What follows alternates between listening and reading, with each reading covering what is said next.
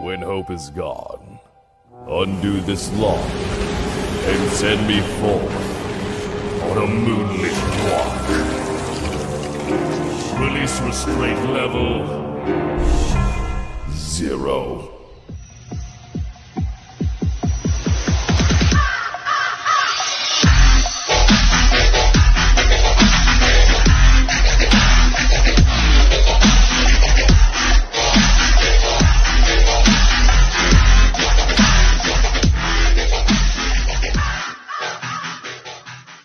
Hey kids, wanna see a dead body? Hi guys, this is the Void of the Ravenclaw. Welcome back to another fanfiction story. If you like this type of content, smash the like button and subscribe for future videos and updates that I do post on my community tab frequently. If you want to get access to my content early, check out my Discord. This is my Zombie Apocalypse Academia Part 3, Snapping Point. Before we begin our story, I'm going to get some information out of the way. Now, like I will continue working through, this fanfiction specifically throughout October. But I also will be working on the Chronicles of last year and posting it on my Discord. Now, I won't release any of the parts to that on YouTube until after October. But by then I should have a nice collection of parts to the Chronicles of Last Year on my Discord. So make sure to check that out if you're already a member on my Discord. Let's continue where we last left off in our story. The three of them begin to travel back to the city from the gas station, bright early in the morning. As it's still sprinkling. Clearly the storm is not over yet. Damn it, it looks like it's not going to stop raining anytime soon. We're lucky it's just sprinkling right now. I have no doubt the rain is going to get heavier. I could already hear the sounds of thunder in the distance. Any suggestions? As the three of them continued to walk down the road, as a small town was fast approaching. A few more hours of walking, they finally entered the boundaries of the small town. Deku scanned his surroundings. The town looked like a ghost town. Not a single person in sight, outside of the zombies that are roaming around the town. They immediately made their way to the closest building that they saw. Is some sort of convenience store. As the rain begins to come down hard once again, forcing them to take shelter, Deku and Toga search. As they went through the side entrance, after Deku picked the lock, Deku and Toga searched the convenience store for any zombies while Dabi barricade the entrance so no one could enter through the front entrance of the convenience store. Deku stayed close to Izuku, holding a bat that Deku made for her that had metal spikes on it. I got to say, it's quite convenient having an ability to create weapons at your leisure. As Toga says that in a hushed tone, so she's not too loud in case there's any zombies inside the convenience store. Deku noticed a charging zombie charging at Toga from behind. Deku threw a throwing knife, killing the zombie where it stood as it fell down to the ground dead. It was already dead before it got even halfway towards Toga. I'm definitely keeping you around. That thing would have got me if it wasn't for you. I highly doubt that, Toga, but you're welcome regardless. Come on, let's continue searching this place. The convenience store wasn't large enough to be not to be a full-blown grocery store, but it was big enough. It was clearly big enough. It's a big building. As they as they begin to search through aisle after aisle, Toga and Izuku approach a zombie that had his back turned in the middle of the aisle. As Toga slammed her metal spike bat at the back of the skull of the zombie hit the ground hard. As Toga continued to slam her spike metal bat into the zombie's skull, as more blood and brain matter began to spatter. After the zombie was dead, they dragged the corpse back where the other dead zombie was at. As they start to pile the bodies up, as Toga made sure her sword is still strapped on her back. Toga is watching Izuku throw bodies outside of the back entrance, then barricade the back entrance as she's leaning against the wall.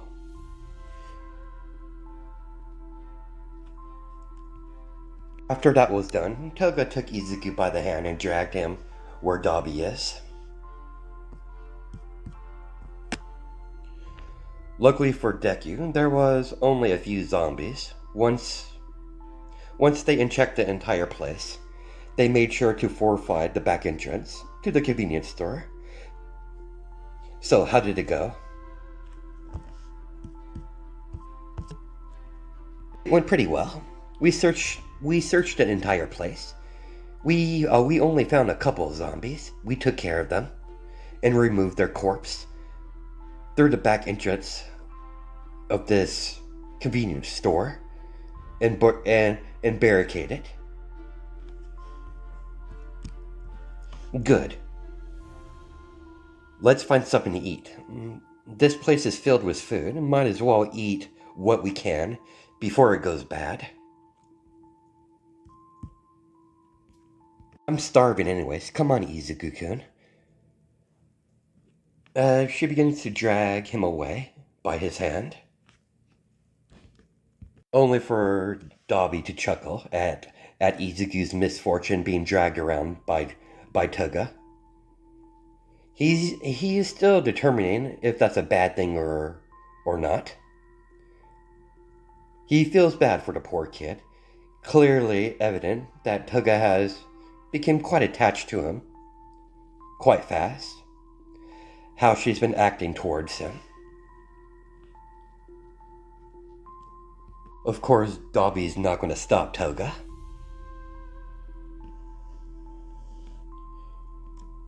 I'll leave Izuku to his misfortune. I need a smoke. As he went off to find cigarettes and probably some alcohol, he desperately needs a drink.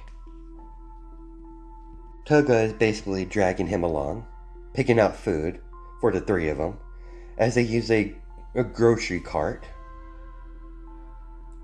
As Toga has her arm wrapped around Deku's, while Deku is pushing the grocery basket, or cart basically, throughout the convenience store that they managed to find in one of the aisles. They both instantly heard a loud bang from the thunder and lightning that's currently raging on outside. Toga was taken by surprise and tightened her grip around Izuku's arm. She's never liked thunder or lightning. She's always hated it when she was just a little girl. It always scared her when she was younger. She tightened up. She's toughened up over the years, but it still scares her to some degree. Deku noticed that and chose not to remark on it. After some time passed, they finally came back to meet up with Dabi. Good, you guys are back. As Toga took the food out of the basket or cart and put it on the floor, as Toga lit up a lantern for some light, The convenience store has barely any light, so the extra light is much needed for them to eat. The three of them begin to eat what they found. So how long do you think we're gonna have to stay here? Probably until the storm ends. We'll probably be here for a while. We should get nice and comfortable. Don't mind if I do. As she laid her head down on Decky's lap, as she's reading a magazine that she found in one of the aisles of the convenience store that piqued her interest. As Dobby hands some alcohol over to Deku. This will definitely ease your nerves a little bit. You're far too tense.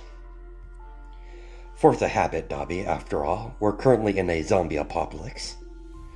Deku took a drink of his alcohol beverage. Slowly begins to relax. Toga instantly noticed it. She sensed his tenseness dissipate, but she did not remark on it. But she chose not to say anything and let the boys have their little talk while she's reading her magazine. She was really enjoying her pillow that happened to be Izuku. But so far, Izuku hasn't protested, not even once. So she figured it was alright to do so. Toga's always been overly affectionate. It's just how she is.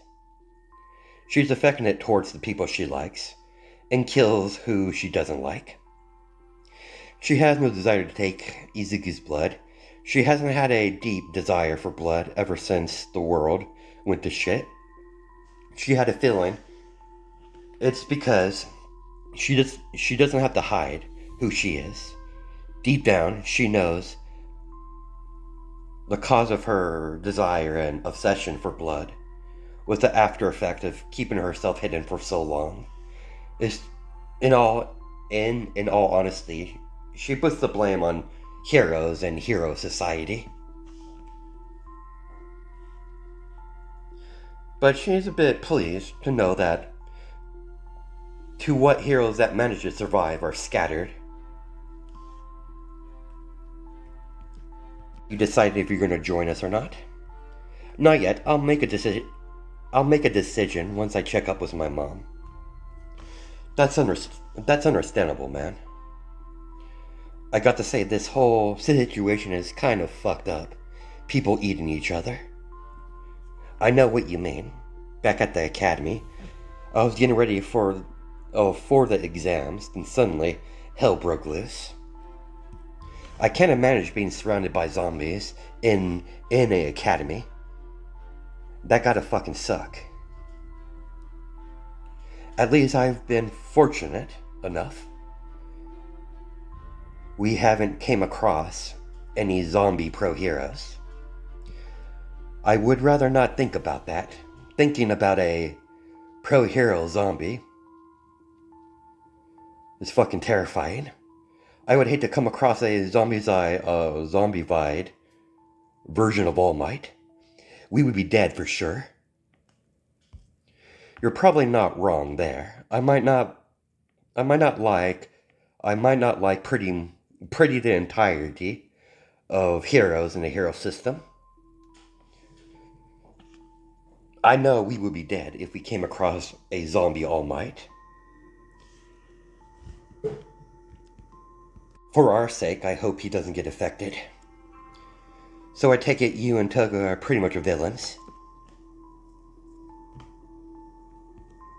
Gave it away. Izuku, my devilish looks, or my superior taste in fashion.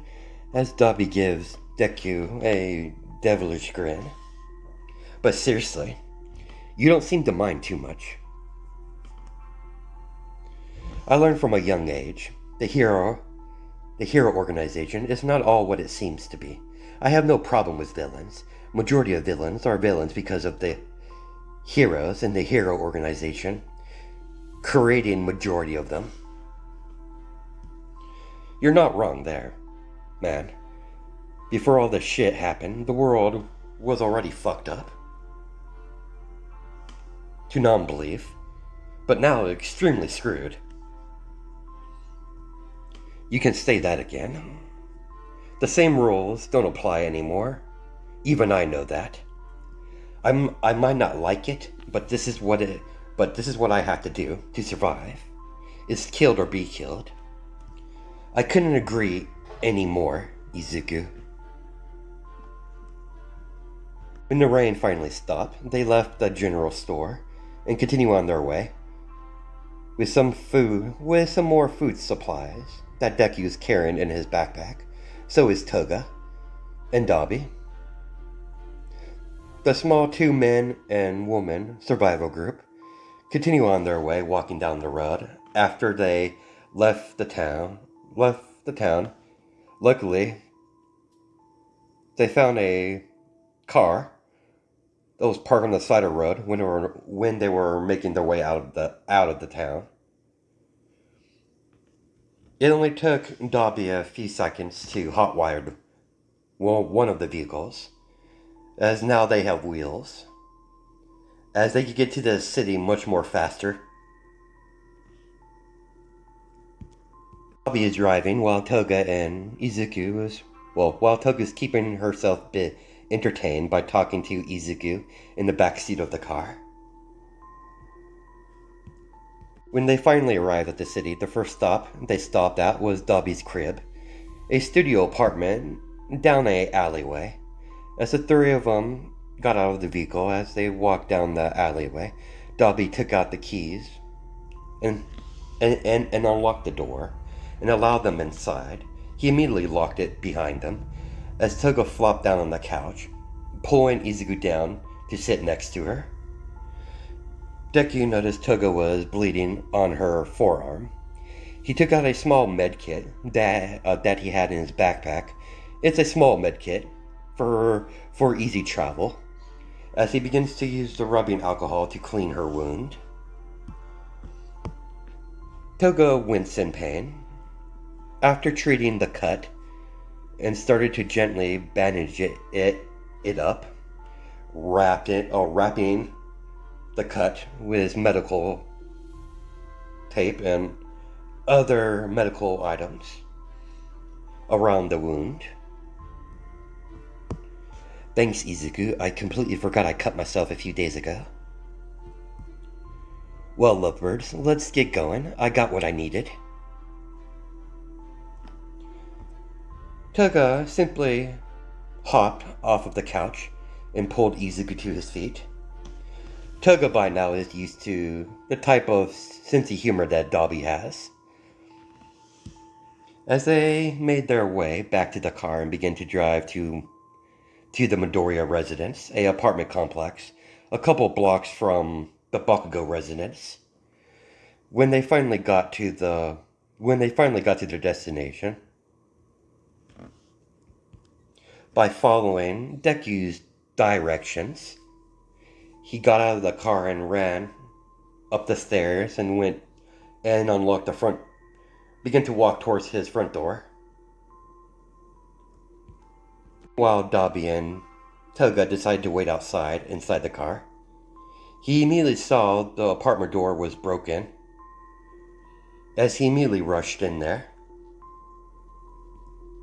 He saw his mother. She had her back turned to him, standing in the middle of the living room. He was relieved as he begins to walk closer to Inka. Every time Izuku tried to call out his mother, there was no response as he placed a hand on her shoulder to spin her around. When she immediately spun around, he was immediately horrified what standing in front of him. As his mother is completely turned into a zombie, she attacked, tried to lunge at him, tried to take a bite out of his neck. Deku backed away fast enough to dodge an initial bite from the zombified Inca. This can't be happening, not you. Deku briefly broke down as he cried. He hasn't cried like this since he was a small boy. That doesn't mean the zombie did not stop moving. It slowly begins to walk closer to Izuku. Izuku's hair was covering his face, as he's looking down on the ground, on the floor. His crying has completely stopped.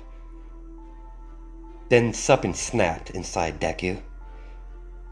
He stared upon the zombie that used to be his mother. Toga was pacing in front of the car, getting worried about Izuku. He's taking too long. As she wanted to go see if he's alright. Let him be, Toga. Toga wasn't listening, and she ran up the stairs to enter the apartment. After she walked up the stairs, she saw a green-haired zombie woman. He slowly pointed his gun at his mother's head and pulled the trigger without no hesitation, with a unemotional expression on his face. As the bullet flew and hit Inko in the middle of the forehead, as the zombie fell to the ground dead, as Izuku caught his mother's body, as he gently lowered her on the floor in the middle of the living room, as he removed the pendant off of her neck and opened it up. As you can see a picture of himself and his mother, smiling happily in the pendant. As he put it around his neck, as Deku gently closed his mother's eyes with his 2 fingers. Toga had her hand over her mouth in shock. She feels for him. She clearly has sympathy for him. He survived all this, only to see his own mother, a zombie, forcing him to kill his own mother, regardless if she was a zombie or not. It was still his mother. And that fact doesn't change, no matter what anyone says.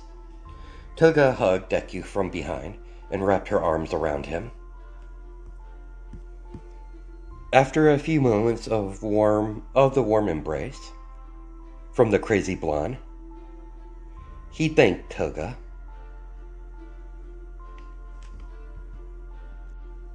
Thank you, Toga. I need to get something. As she followed him all the way into his room, immediately he got a spare clothes and got dressed in the bathroom that's attached to his room, while Toga's looked around his room.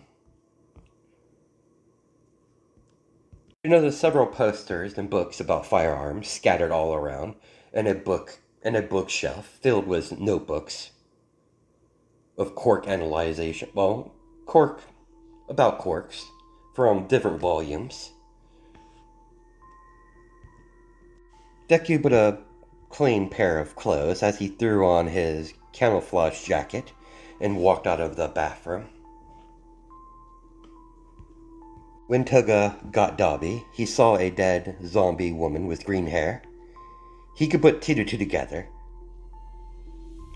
and immediately figured out what Izuku was forced to do. He was forced to kill his own mother. That's clearly been a zombie for quite some time now. Izuku didn't say anything, as Toga, Dobby, and Izuku carried the body of his deceased mother outside of the apartment complex, in the back of the apartment complex, as Dobby immediately set the body on fire by Izuku's request. Thanks for that. I'm in. If that spot's open still. No problem, man. Welcome aboard. We should probably get inside. It's going to get dark soon, and I don't and I don't know how dangerous this city during the nighttime. Toga makes sure to stay close to Izuku, not wanting him to be alone. It's clearly evident. It's clearly evident that his mother's death is still affecting him at some level. She could see whatever light he had is completely gone. She doesn't like it. She doesn't like it at all. But she's already considered Izuku as a friend. She's been getting quite close to him since the little time they've known each other. And she's clearly displeased by the outcome that happened here today. But she kept her mouth shut and just comfort Izuku to the best of her abilities. Deki immediately pushed everything off of the... Start again. He immediately pushed everything that was on the table in the living room, and unrolled a complete map of the city that's been color-coded. That's impressive. You managed to label different type of stores by the color coding. I'm with Toga on that. Quite detailed. It's nothing really that impressive.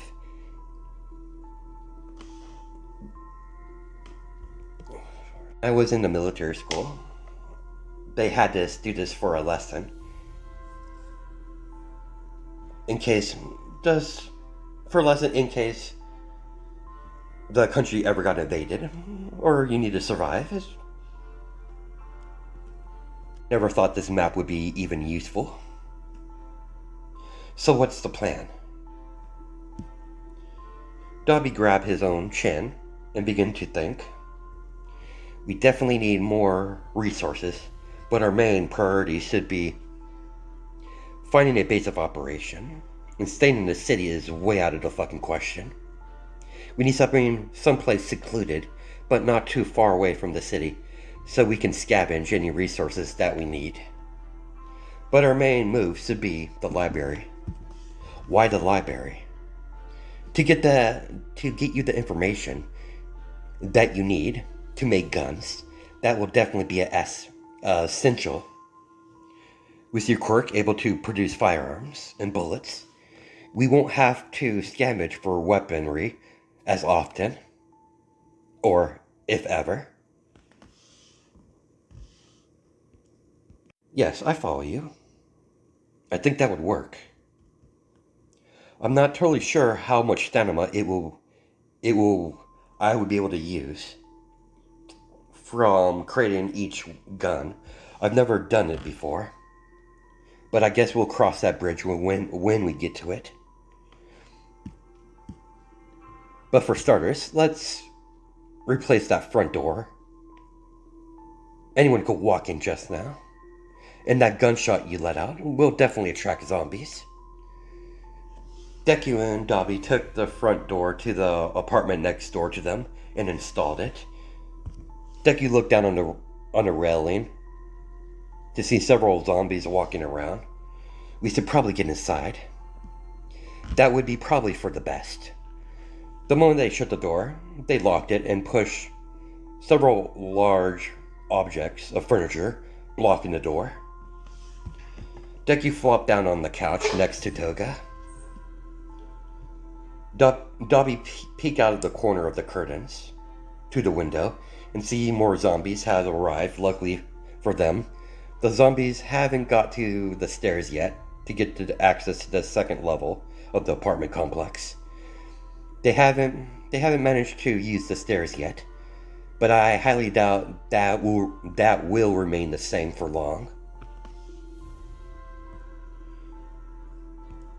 Do you have any idea what sort of spot we need for our home base? Not sure yet. We'll definitely have to scout the area around the city. If we're going to hit the library, we should also hit the store across from it. Look, here. As he points at the spot at the map. I noticed you highlighted in green. It's basically a garden shop. They should have garden equipment, seeds, and all that. That's a smart move. If we grow our own food, we can limit our trips. We might not have a base of our operation yet, but that doesn't mean we can't make prep work. We also need to visit any of the gun stores that you marked down on the map. So you want to hit one of the gun stores first? Yeah, that will probably be the right move. We're uncertain if the library is infested with zombies or not. And not having a firearm and having a firearm would come in handy. I don't really like guns. I really don't know how to use them anyways. I'll teach you. Really? Yes.